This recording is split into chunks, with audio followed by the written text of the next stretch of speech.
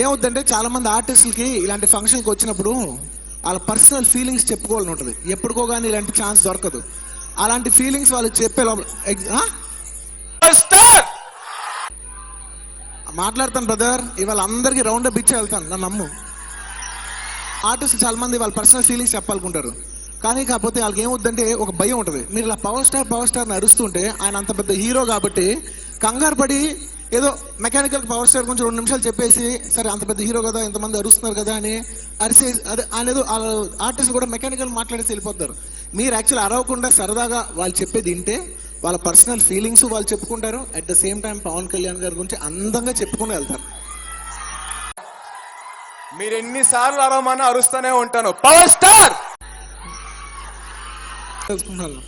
Please దయచేసి ఆర్టిస్టులు ఎవరన్నా అంటే మాట్లాడేప్పుడు డిస్టర్బ్ అరవండి, సరదాగా ఉండాలి, కానీ అవతల మనిషి మాట్లాడినంత మాత్రం డిస్టర్బ్ చేయదు. లేని మన ఫంక్షన్ కానీ బయట ఫంక్షన్స్ కూడా వెళ్ళి మీరు పవర్ స్టార్ అరుస్తున్నారు, అది చాలా తప్పు బ్రదర్. మన అవతల హీరోలకి వాళ్ళ ఫ్యాన్స్ కూడా మనం రెస్పెక్ట్ ఇవ్వాలి. దానివల్ల మనం పెరుగుతాం కానీ తగ్గం. అంటే మీరు ఎన్నిసార్లు అరవమని అరుస్తూనే ఉంటాను. Power star. అండ్ నేను ఇవన్నీ ఒక ఎత్తు అంటే దీనికి అన్నిటికంటే ఇంపార్టెంట్ విషయం ఒకటి ఉంది, నేను మీకు చెప్తాను. పవర్ స్టార్ కళ్యాణ్ గారు ఒక 100 సార్లు 100 చోట్లు నేను ఉంది ఇవాళ ఇలా ఈ స్టేజ్లో ఉంది మా అన్నయ్య గారు వాళ్ళే అనుకోని వందల సార్లు చెప్పారు. అలాంటి చిరంజీవి గారు మీరు మాట్లాడుతుంటే మీరు పవర్ స్టార్ అరుస్తుంటారు. ఏది అరవండి. చిరంజీవి గారు కూడా ఎంజాయ్ చేస్తారు, ఎందుకంటే అరే ఆయన ఇంట్రడ్యూస్ చేసిన తమ్ముడు, ఆయనకు ఆ హుందాతనం ఉంటుంది, ఆయన తర్వాత ఆ పొజిషన్లో ఉంటుంది, ఆయన ఆ తమ్ముడే కాబట్టి ఆయనకు గర్వంగా ఉంటుంది, ఆయన కూడా ఎంజాయ్ చేస్తారు.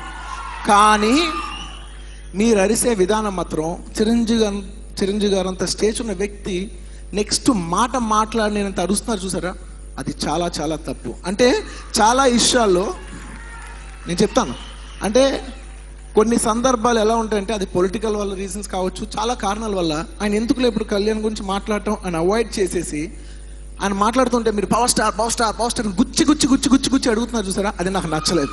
నేను చాలా చాలా హర్ట్ అయిన విషయాలు.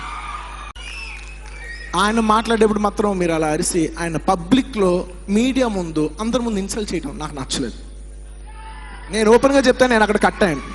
నేను అప్పుడు ఫిక్స్ అయ్యా, మీరు ఎంత అరిచినా నేను పవర్ స్టార్ పవన్ కళ్యాణ్ గురించి చెప్పను, ఎందుకంటే అది నా తప్పు కాదు, అది మీరు చేసిన క్రియేషన్. నాకు నిజంగా మీరు ఎన్నిసార్లు అరవమని అరుస్తూనే ఉంటాను. పవర్ స్టార్ అయిపోయింది, ఇంకో 2 మినిట్స్ అయిపోతుంది. నిజంగా ఈ విషయం నేను మీతో ఇవాళ షేర్ చేసుకుంటాం, నాకు చాలా ఆనందంగా ఉంది. ఎస్, నాకు తెలుసు మీరు పవర్ స్టార్ అరిచినప్పుడు నేను చెప్పకుండా వెళ్ళిపోతే మీరు కొంత హర్ట్ అయి ఉంటారు, కానీ నేను మిమ్మల్ని హర్ట్ చేసిన దానికంటే మీరు 100 రెట్లు ఎక్కువ హర్ట్ చేశారు మమ్మల్ని చాలా విషయాల్లో, మీకు కూడా తెలుసు. అది అందరికీ దయచేసి ఒక రిక్వెస్ట్ చేస్తున్నాను, ప్లీజ్ దయచేసి ఈ సోషల్ మీడియాలో కామెంట్లో ఈ వర్బల్ వార్స్ దయచేసి ప్లీజ్ ఆపండి. చాలా చాలా నిజంగా చెప్పడానికి చాలా చీప్గా ఉంది. మనకు తెలియకుండా మనమే చాలా తగ్గిపోతున్నాం. అంటే మీలో మీరు బోల్డ్ గ్రూప్స్ ఉండొచ్చు బ్రదర్, కానీ మేమంతా ఒక ఫ్యామిలీ. బయట వాళ్ళకి మేమంతా ఒకటే కింద చూస్తారు, మేము చాలా దిగిపోయినట్టు ఉంటుంది. దీనివల్ల నా ఒక్కడికి ఇబ్బంది వస్తే పర్లా, కానీ నా వల్ల నా తమ్ముళ్ళకి మెయిన్లీ చిరంజీవి గారికి ఏమాత్రం మచ్చ వస్తాం నాకు పర్సనల్గా ఇష్టం లేదు. ఇదంతా నేను చెప్తుంది మీరు అర్థం చేసుకుంటారన్న నమ్మకంతో చెప్తున్నాను.